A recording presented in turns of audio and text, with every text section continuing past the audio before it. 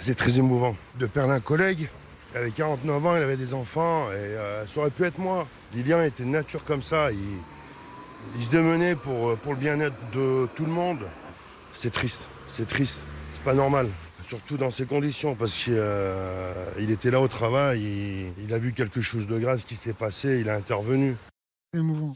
Voilà, il a vu quelque chose de grave qui s'est passé et il a tenté d'intervenir. Il est intervenu. Cet agent, c'est Lilian Dejean, 49 ans, père de 2 enfants, très apprécié de ses collègues et qui est mort parce qu'il a simplement tenté d'agir en tant que citoyen. Oui, parce que tout a commencé par un banal accident de la circulation. On est dimanche matin à 7h30. Il y a donc cette Audi avec une plaque d'immatriculation polonaise qui roule à grande vitesse. Elle percute une voiture arrêtée à un feu rouge. Le chauffeur de l'Audi ivre descend et tente de s'enfuir. Un passant essaie de le maintenir sur place et un agent de propreté de la ville, c'est le responsable CGT propreté de Grenoble, est sorti de son véhicule pour prêter main forte à ce passant et pour retenir donc le chauffard. Et c'est à ce moment-là que cet homme a sorti une arme et a tiré 2 fois sur le thorax de l'agent municipal qui est mort. 2 douilles de calibre 9 mm ont été retrouvées sur place.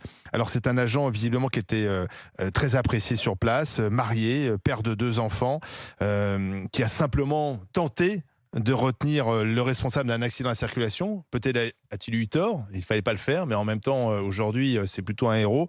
On dit souvent que Grenoble, c'est le Chicago français. Alors, est-ce que dans cette ville gangrénée par la violence et le trafic de drogue, ça vous surprend ?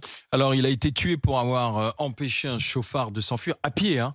L'homme est parti à pied, donc on va rapidement l'identifier aussi grâce aux caméras de vidéosurveillance. Maintenant, c'est le rôle des policiers, cette enquête de proximité.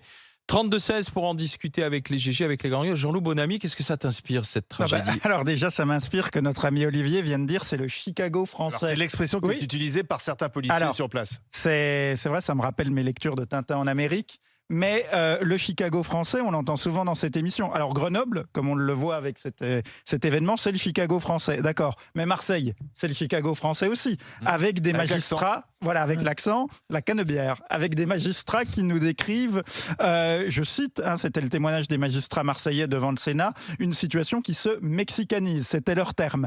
Nantes, dont on parle souvent pour les agressions, et Rennes aussi, le Chicago français. Bordeaux, j'ai déjà entendu cette expression à propos de Bordeaux, le centre-ville la nuit, le Chicago français. Besançon, d'où je viens, avec le quartier de Planoise, qui a un taux d'homicide, de règlement de compte par habitant plus élevé que celui de Marseille, si tu rapportes au nombre d'habitants. Chicago français aussi. Donc, excuse-moi, c'est la France entière qui devient Chicago, si on met bout à bout les différents événements tragiques, comme celui de Grenoble. Donc, ce n'est pas... Même si évidemment il y a une situation très grave et très dégradée à Grenoble, ce n'est hélas pas une spécificité grenobloise et ce genre de choses peut désormais arriver partout et dans de plus en plus d'endroits différents.